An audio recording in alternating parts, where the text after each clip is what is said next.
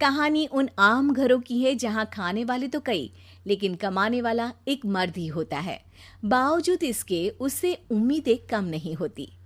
देखिए जी, सामने वाले वर्मा जी कैसी अच्छी तरह से सफाई करते हैं छुट्टी वाले दिन अपने घर की, और एक आप हैं। अरे यार, उनके पास कार है, ऑफिस पास में है और हफ्ते में 2 दिन की छुट्टी होती है, तो फर्क तो पड़ता है ना। मेरी तो शादी ही गलत हो गई।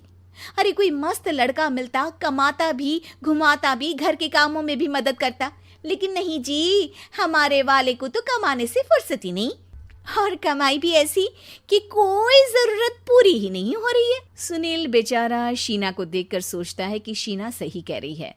देखने में सुंदर है, घर का सारा काम कर लेती है, उसे तो कोई भी अच्छा लड़का मिल सकता था। क्या सोच रहे हैं? भागने का इरादा तो नहीं है? अरे नहीं मेरी प्यारी बीवी, मैं तो नहीं, पर डर है कि तुम नहीं कहीं भाग जाओ मुझे छोड़कर। शीला सुनील के मुंह से प्यार भरी बात सुनकर मुस्कुराती है। आप भी ना। सुनील एक दिन ऑफिस से घर आता है कि तभी शीना कहती है, सुनिए जी, वो मेरी सहेली आई थी, सारा दिन वो लोग यहीं थे, अब जा रही थी तो मैंने कहा नहीं नहीं, मेरे पति छोड़ आएंगे ना तुम्हें, तो रोक लिया मैंने। सुनील थोड़ी देर कुछ सोचता है, फिर कहता है, ठीक है, मैं कपड़े चेंज करके आता हूँ। अरे तेरे पति को तो लग रहा है कि अच्छा नहीं लगा। अरे नहीं नहीं, ऐसी कोई बात नहीं है, रुको मैं अभी उन्हें घर के कपड़े देकर आती हूँ। शीना अंदर जाती है जहां सुनील पलंग पर लेटा होता है। अरे क्या मजाक है, वो कह रही है कि आपने मुंह बना लिया। सही तो कह रही है, सुबह से अब ऑफिस से लौटा हूँ, एक कप चाय का तो पूछा नहीं, 20 किलोमीटर जाओ और आओ, और फिर कल उसी टाइम पर ऑफिस। अरे यार, मुझे गाड़ी चलानी आती ना तो बोलती भी नहीं आपको, और कौन सा रिक्शा खींच कर जाना है आपको। सुनील अब क्या बोलता। रात देर से आता है और सो जाता है। अगले दिन शरीर दर्द हो रहा है। अरे तो मत जाओ ना ऑफिस, चलते हैं ना मार्केट घूमने, फिर पिक्चर देखेंगे और रात में खाना खाकर घर वापस।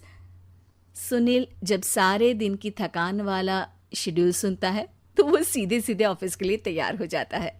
अब आए दिन शीना की डिमांड बढ़ती ही चली जाती है और सुनील उसको पूरा भी करता। लेकिन एक दिन, ए जी मेरा भाई आ रहा है, उसे 2 लाख रुपए की जरूरत है। हाँ तो मैं क्या करूँ शीना, मेरे पास इतने रुपए नहीं है। हाँ हाँ पता है नहीं है, लेकिन किसी से लेकर तो दे सकते हो ना। अरे मैं किससे मांगू, मेरे तो जानने में भी कोई नहीं है जिसके पास इतनी बड़ी रकम हो। तभी वहां शीना का भाई शीनू आ जाता है। जीजा जी कैसे हैं आप? अब मैं ठीक हूँ शीनू, अचानक इतनी बड़ी रकम की जरूरत कैसे पड़ गई?